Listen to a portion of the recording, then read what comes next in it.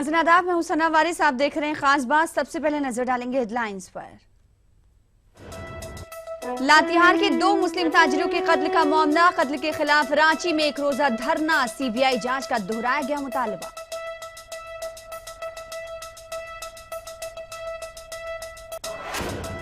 गुजरात के गोधरा में हुआ जमीयत उलमा हिंद का जलसा, पूरे मुल्क को इंसानियत का पैगाम देने पर जोर।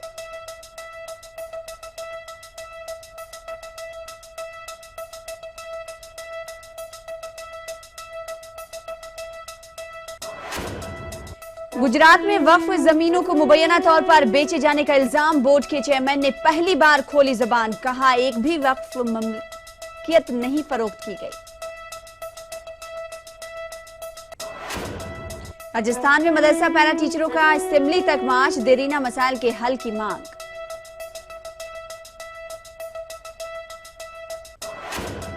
कर्नाटक में सरकारी उर्दू स्कूलों का वजूद खतरे में, उर्दू स्कूलों में अंग्रेजी जरिए तालीम भी राइज होगी। बेंगलुरु के 3 उर्दू स्कूलों में अंग्रेजी जरिए तालीम शुरू। वक्फ जायदादों का मुकम्मल सर्वे जरूरी, दानिश्वरों का इजहार ख्याल, अभी भी 15,000 से ज्यादा वक्फ जायदादों के सर्वे का काम बाकी। कर्नाटक महकमे अखिलती बहबूद की फीस रीइंबर्समेंट स्कीम में बेजाब्तगियों की शिकायत, स्कीम के पैमाने और मेयार पर तलबा उठा रहे हैं सवाल।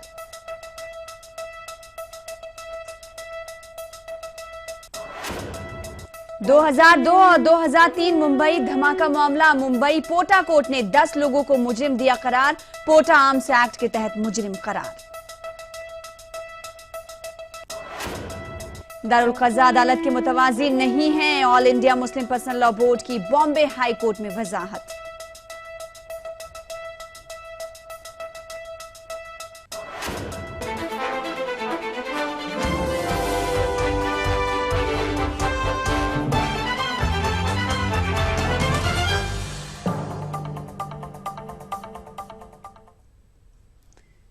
तो खास बात में अब खबरों की शुरुआत करेंगे और सबसे पहले बात मुंबई की करेंगे। तो मुंबई के 2002 और 2003 बम धमाका मामले में मुंबई की पोटा अदालत ने 10 लोगों को मुजरिम करार दिया है। इन सभी को पोटा आर्म्स एक्ट के तहत मुजरिम करार दिया गया है। वहीं 3 लोग नदीम पलूबा, अदनान मुल्ला और हारून लोहार को बेकसूर बताया गया है।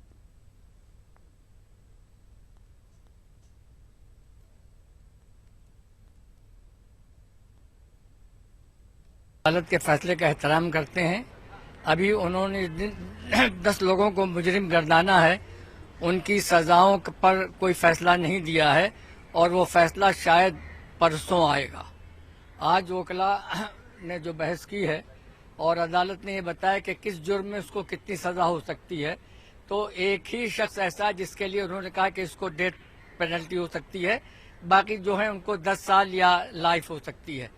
हम इंतजार करेंगे परसों का कि अदालत क्या फैसला करती है और अदालत जो भी फैसला करेगी हम उसका एहतराम करेंगे और हम ये समझेंगे कि अगर इन लोगों को इंसाफ सही तौर पर हासिल नहीं हो सका है तो हम हाई कोर्ट में उसके लिए जरूर जाएंगे। मैंने बताया ना कि 3 जो है उनको बरी कर दिया, बाकी जो 10 हैं उनका फैसला 2 रोज बाद आना है।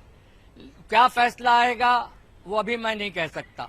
उन्होंने सिर्फ ये कहा है कि भाई एक मुलजिम जो है मुजम्मिल, उसको डेथ पेनल्टी भी हो सकती है उसके जुर्म के हिसाब से।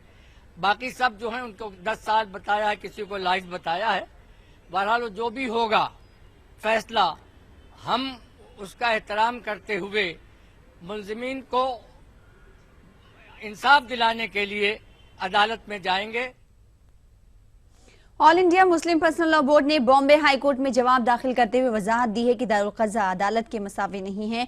वाज़ेह है कि एक समाजी कारकुन ने अर्जी के जरिए दारुल क़ज़ा या शरई अदालतों को गैर आईनी करार देने का मुतालबा किया था। All India Muslim personal law board ने कहा है कि दारुल क़ज़ा कोर्ट के मुतवाज़ी नहीं है। दारुल क़ज़ा को अदालत के मुतवाज़ी कहना सरासर गलत है। मुस्लिम पर्सनल लॉ बोर्ड का यही स्टैंड रहा है कि दारुल क़ज़ा जो हम चला रहे हैं which is not a parallel court. उसकी वजह ये है कि कोर्ट के लिए अगर When does it become a parallel court? ये कब parallel court हो सकती है कि जब उसके पास अपने ऑर्डर्स या डिसीशंस को अमल करने की अमल दरामद करवाने की उनके पास क़ुव्वत हो. We have no power to implement our own orders. So one of the essential ingredient to make a court that it should have the power to implement its own orders. तो ये power हमारे पास नहीं है, कानून ने हमें ये powers नहीं दिए, इसलिए it cannot be said to be a parallel court at all. Jharkhand के लातेहार में 2 मुस्लिम ताजिरों के कत्ल के खिलाफ रांची में एक रोजा धरना मुनक्किद किया गया. ऑल झारखंड जमियतुल कुरैश के ज़ेर-ए-तमाम मुनक्किदा धरने में CPIML लीडर्स समेत कसीर तादाद में लोग शामिल हुए. ताजिरों के कत्ल मामले की जांच CBI से कराने का मुतालबा किया गया. साथ ही मुतासरा खानदानों को 10-10 लाख रुपए मुआवजा और सरकारी नौकरी देने की भी मांग की गई. बीते 1.5 साल से जो हमले हो रहे हैं पशु तस्कर के नाम पे, गौवंशीय पशु के नाम पे, अक्सर ऐसा देखा जा रहा है कि बाज़ार में जो पशु लोग खरीद के दूसरे बाज़ार को बेचने के लिए, दूसरे बाज़ार में बेचने के लिए जाते हैं, उसको रास्ते में ही रोक के लोग जो है उसका मवेशी छीन लेते हैं, उसको जान से मार देते हैं. इससे सामाजिक समरसता बिगड़ रहा है और किसी एक तबके में भय का वातावरण व्याप्त है. हम इस घटना की निंदा करते हैं. तत्काल इसकी CBI जांच हो, दोषियों की कार्रवाई हो और पीड़ित परिवार को मुआवजा और नौकरी मिले. गुज़िश्ता दिनों मेरठ में पेश आए कई वारदातों में पुलिस कार्रवाई में बरती गई लापरवाही को लेकर मुतासरीन में नाराजगी और बेचैनी है. युवा सेवा समिति ने DM ऑफिस पर एहतजाजी मुजाहरा दर्ज किया. लोगों की शिकायत है कि कत्ल के वारदातों में मुजरिमीन की गिरफ्तारी के मुतालबे को लेकर किए गए एहतजाजी मुजाहरों के बाद पुलिस ने मुलजिमीन के खिलाफ तो कार्रवाई अंजाम नहीं दी, बल्कि मुजाहिरीन के खिलाफ ही केस दर्ज करके उन्हें जेल भेज दिया. पुलिस के इस रवैये से नाराज मुतासरीन ने आज एहतजाजी मुजाहरा करते हुए जिला इंतजामिया से इंसाफ किए जाने की अपील की है. ये माएँ बहनें आई हैं जो मवाना में अभी कांड हुआ है, उसमें जो 5 बेकसूर लोगों को प्रशासन ने जेल भेजा है, उस सिलसिले में हम लोग यहाँ आए हैं. जब ये बेकसूर लोग CCTV फुटेज में नहीं है तो इन पे क्यों कार्रवाई कर रहा है प्रशासन? उस सिलसिले में हम लोग यहाँ आए हैं. अभी रेलवे स्टेशन पे एक मर्डर हुआ, पुलिस उसमें अपनी कार्रवाई कर रही है, उसको भी मुआवजा मिलना चाहिए. अभी लाला महमूदपुर में होली के दिन एक बीच बिचाव में एक बेखामुखा एक बेकसूर आदमी मारा गया, उसको मुआवजा मिलना चाहिए. प्रशासन का काम है कि उस पर कार्रवाई करे, लेकिन ये बेकसूर लोगों को जेल. खास बात का सिलसिला जारी रहेगा. रुकेंगे छोटे से ब्रेक के लिए, कुछ और खबरों के साथ जल्द हाजिर होंगे.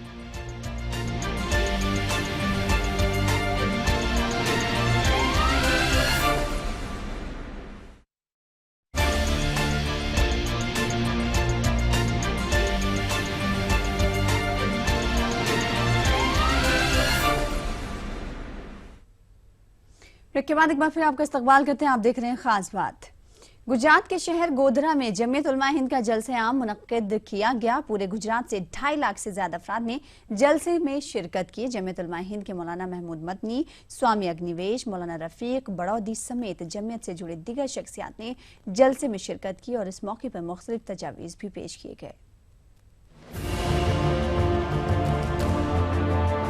गोधरा शहर से सन 2002 में फिरकावाराना फसाद की शुरुआत हुई थी और वहीं एक ट्रेन को जलाया गया था. तशद्दुद के वाक़यात ने पूरे गुजरात को अपनी चपेट में ले लिया था. अब कई साल बाद यहाँ जमीयत की जानिब से जलसा मुनक़िद किया गया. जमीयत का कहना है कि उसने पूरे मुल्क को इंसानियत का पैगाम देने का बीड़ा उठाया है. भाईचारा, कौमी यकजहती का पैगाम गोधरा की सरजमीन से दिया गया. और हम ये चाहते हैं कि ये देश में अगर फिरका परस्ती और ये कौमवाद रहा तो देश आगे नहीं बढ़ेगा. और इसमें सिर्फ मुसलमानों का नुकसान नहीं है, मुसलमानों का नुकसान कम है, देश का नुकसान ज्यादा है. जमियत उलमा हिंद एक ऐसी तंजीम है जो पूरे मुल्क में बिला लिहाज मजहब व मिल्लत लोगों की फलाह के लिए भेदभाव के बिना काम कर रही है. महमूद मदनी को देखने, उनके खिताब को सुनने के लिए लाखों की तादाद में मजमा इजलास में इकट्ठा हुआ.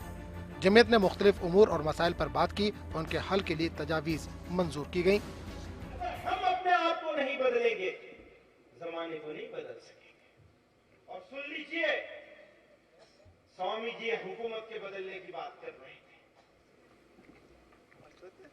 लेकिन मैं एक बात आपसे कहना चाहता हूं, अपने जवानों से कहना चाहता हूं, याद रखिएगा, हुकूमतों के बदलने से हालात नहीं बदलेंगे।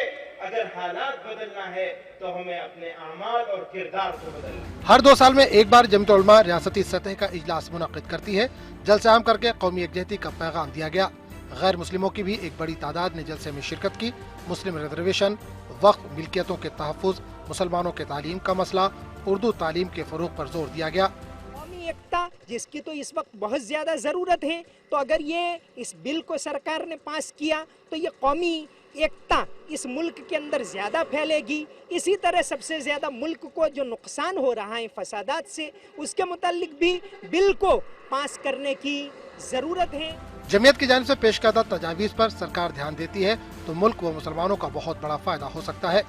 Bureau report, ETV news. Bihar के मुजफ्फरपुर में चंद रोज कबल एक दलित का घर जला दिया गया था और आतिशजनी में 2 साला दलित बच्ची हलाक हो गई थी। इसे लेकर बाएं बाजू की जमातों ने नीतीश हुकूमत के खिलाफ मोर्चा खोल दिया है। बाएं बाजू की जमातों का कहना है कि दलित और अकलियत नवाजी का दम भरने वाली लालू और नीतीश हुकूमत में ना तो अकलियतें और ना ही दलित महफूज हैं।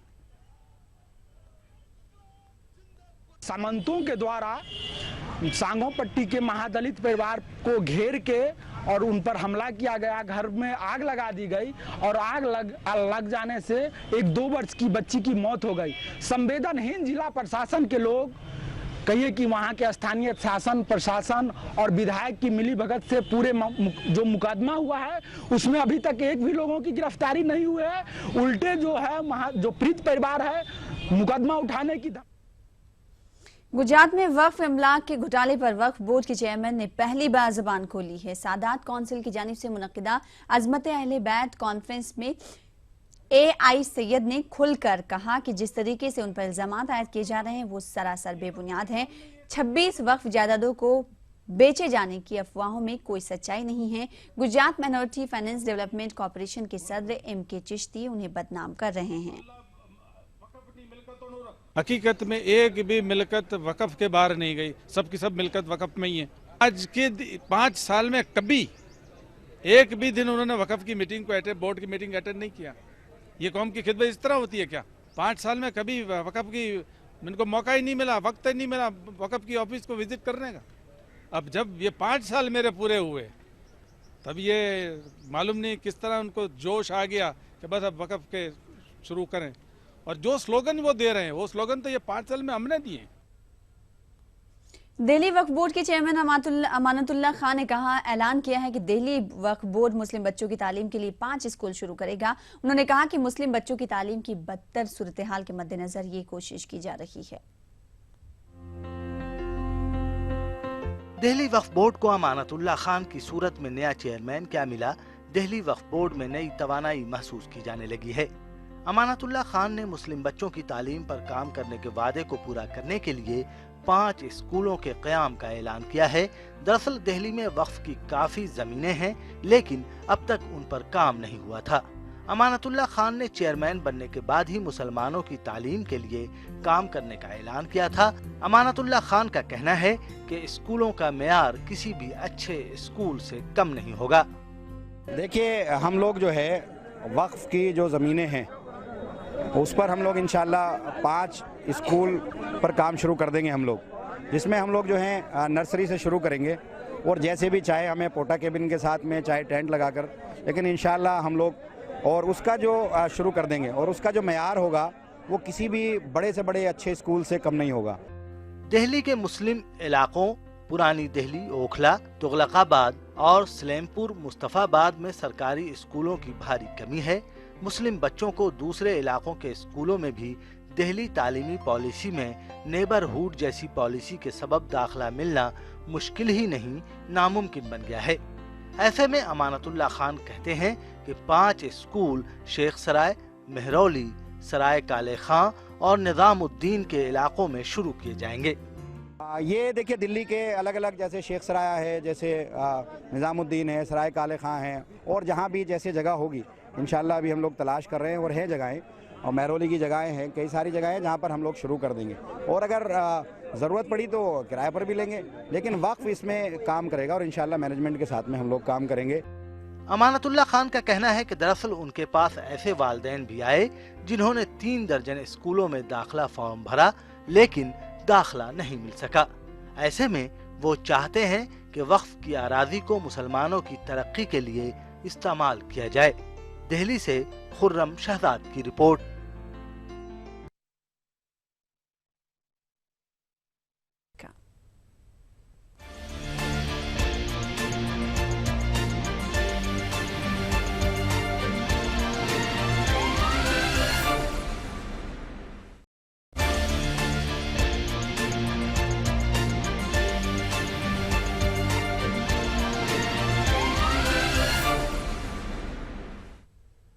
ब्रेक के बाद एक बार फिर आपका इस्तकबाल करते हैं। आप देख रहे हैं खास बात। 2016 के लिए भोपाल में मध्य प्रदेश के आज़मीन हज का कुरान निकाला गया। रिजर्व जुमरे के आज़मीन हज के बीच कुरान निकाला गया और मध्य प्रदेश से 22,000 अफराद ने हज के लिए दरख्वास्त दी है, जबकि मरकजी हज कमेटी की जानिब से मध्य प्रदेश को अलॉट किया गया कोटा गुज़िश्ता साल से भी कम है। 2,708 अफराद मध्य प्रदेश से सफरे हज पर जा सकते हैं। रिजर्व कैटेगरी के आज़मीन हज की तादाद 2625 है। इसी तरह इस साल 70 बरस से ज्यादा उम्र के आज़मीन की तादाद 906 है। अल्लाह ने आज हमें मौका दिया है कि तो मध्य प्रदेश के आज़मीन हज के लिए खुशखबरी है। हज 2016 के लिए रियासत के आज़मीन नए हज हाउस से सफरे हज पर रवाना होंगे। इस खुशखबरी का ऐलान भोपाल में मुनक्किदा हज कुरानंदाजी तकरीब में किया गया। मध्य प्रदेश के वजीर अक़लियती फलाह व बहबूद अंतर सिंह आर्या ने अपने खिताब में यह ऐलान किया।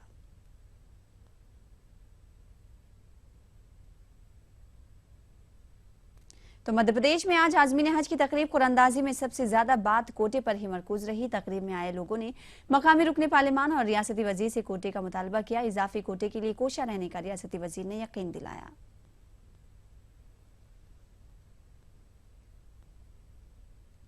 लिख के दे दें और कल ही मैं आदरणीय विदेश मंत्री से चर्चा कर मैं कोशिश करूंगा कि मेरे भोपाल के और लोग, मध्य प्रदेश के और लोग भी इस यात्रा पर जा सकें। मक्का मदीना के अंदर कुछ निर्माण कार्य चल रहे हैं, जिसके कारण कुछ कोटे में जो कमी हुई है।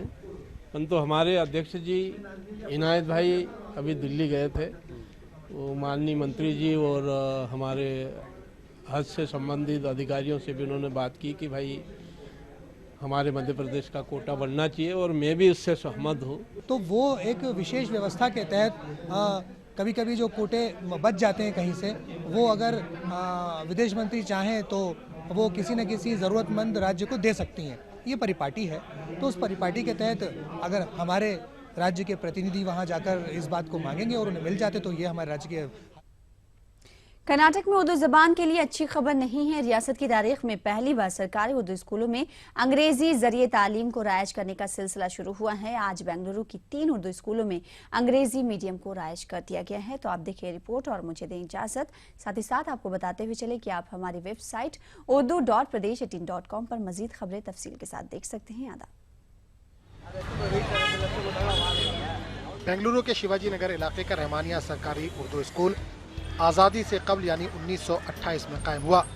तब से लेकर आज तक यहाँ के तलबा के लिए उर्दू ही जरिए तालीम रहा। लेकिन अब आने वाले तालीमी साल से यहाँ की सूरत हाल मुख्तलिफ होगी, यानी अब यहाँ तलबा के लिए उर्दू के साथ अंग्रेजी मीडियम भी दस्तयाब होगा। One subject is Urdu, rest of the subjects are in English medium. How many schools do you have? Right now we are in 5 schools open आಗಿದೆ। Urdu मदारिस में बच्चों की हाजिरी वगैरह कम होने की वजह से इंग्लिश मीडियम को अपनाया जा रहा है और इस तरह से चलाया भी जा रहा है। इसमें सिर्फ उर्दू स्कूल ही नहीं है, एक तमिल है और एक कन्नड़ा है, 3 उर्दू स्कूल हैं।